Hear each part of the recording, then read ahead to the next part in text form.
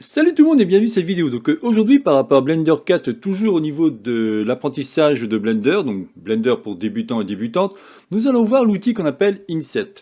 Après je pense qu'avec cela on pourra continuer à modéliser quelques objets très simples qui vous permettront de voir tranquillement ce qu'on peut faire avec. Alors, ce que je vais faire en premier, c'est que je vais me mettre ici par exemple, alors je pourrais prendre en premier par exemple ce genre de forme, me mettre ici en mode édition, non alors là ça va pas être terrible.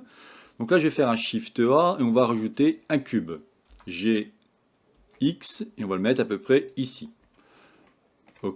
Ce qui peut être sympa, c'est de pouvoir créer, en fin de compte, une face dans une face. Dans ces cas-là, je vais mettre ici en mode face, venir ici. Alors dans ce cas précis, par exemple, on pourrait faire un E extrudé, S, et automatiquement, je fais quelque chose comme ça. On peut faire ce genre de choses, bien entendu. Mais si par hasard vous avez une boucle d'arrêt, c'est un petit peu plus compliqué. Vous voyez, je fais ici une boucle d'arrêt avec CTRL R, hein, comme je vous ai expliqué précédemment. Là, je vous montre la petite vignette. Encore ici un CTRL R. Là, ce serait plus compliqué. Il va falloir prendre donc touche 3, prendre celui-ci, celui-ci, celui-ci. Mais si je fais ES, vous voyez, je vais avoir quelque chose comme ça. Bon, ça peut être intéressant, c'est une solution. Bien entendu, il existe plein d'autres solutions. Donc là, je vais supprimer les doublons s'il y en avait. Il n'y en a pas, c'est cool. Bien entendu, il y a plein de solutions pour pouvoir créer des faces dans des faces. Et bien, en fin de compte, vous avez un outil qui est dédié à cela, qui va s'appeler Inset Face. Si je prends par exemple celui-ci, celui-ci, celui-ci et celui-ci, et j'aimerais avoir pour chaque élément sélectionné une face dans une face. Quand je viens en cliquant sur l'icône qu'on appelle Inset Face, on va faire quelque chose comme ça, vous voyez, on va pouvoir faire quelque chose comme ça, ok? Évidemment, ce qui est extrêmement intéressant, c'est que grâce à ça, après, on va pouvoir, par exemple, modifier les options. Vous avez plein d'options ici. Ce qui peut être sympa, par exemple, c'est celui-ci qu'on appelle individuel. Si je fais ça, d'un seul coup, vous voyez, on a bien maintenant une face pour chaque élément. Extrêmement intéressant.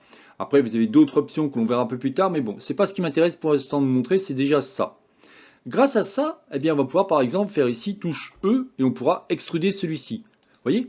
Donc de suite, avec l'outil Edge Loop, ce qu'on appelle aussi le Loop Cut, avec l'outil Inset, eh bien là, on va pouvoir un petit peu peaufiner celui-ci. C'est-à-dire que grâce à ça, on va pouvoir maintenant commencer à modéliser ce que je vous disais. Alors là, c'est assez simple que je vous montre. C'est un bureau, c'est assez classique, hein, bien entendu. Mais vous verrez que bientôt, je vous proposerai des scènes un petit peu plus cartoon. C'est tiré d'un jeu. Je trouvais ça assez sympa. On va dessiner des montagnes, des chaises cassées, enfin des choses assez sympathiques qui vont vous permettre de comprendre qu'on va pouvoir mettre ça en place grâce justement aux différents outils que je vous ai montrés. Alors si je vous montre une dernière fois, par exemple par rapport à celui-ci, je récupère celui-ci, celui-ci. Imaginons je veux faire ici un inset. Je peux appuyer, donc là je vais récupérer Select Box. Je peux appuyer sur la touche I et faire ça directement. Et vous voyez qu'automatiquement là je suis en individuel. Si je veux non quelque chose de différent, je clique ici. Attention, chose importante, comme j'ai pu vous expliquer, quand vous allez modéliser un objet, si par hasard vous avez quelque chose qui est complètement bizarre, ça veut dire que votre objet ici, au niveau du scale, il n'est pas 1. Il va être différent. Si je fais ici un S, quelque chose comme ça, vous voyez que d'un seul coup ici il y a une valeur. Pour modifier cela, faites CTRL A et vous choisissez Scale. Et là, vous n'aurez aucun problème par rapport à ça. Il resterait encore, on pourrait dire la prochaine fois, le bevel, mais on va essayer de continuer à modéliser quelques petits trucs très simples pour arranger notre scène.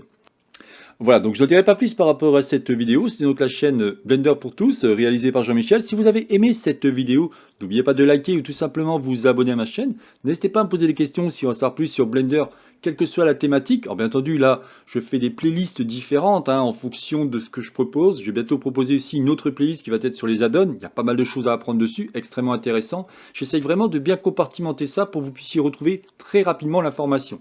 Là, c'est vraiment du Blender pour débutants et débutantes. Bien entendu, ne pas hésiter à regarder les plateformes Udemy et frtuto.com. Je propose énormément de formations sur Blender. Allez, je vous souhaite une bonne journée et à la prochaine vidéo. Bye bye.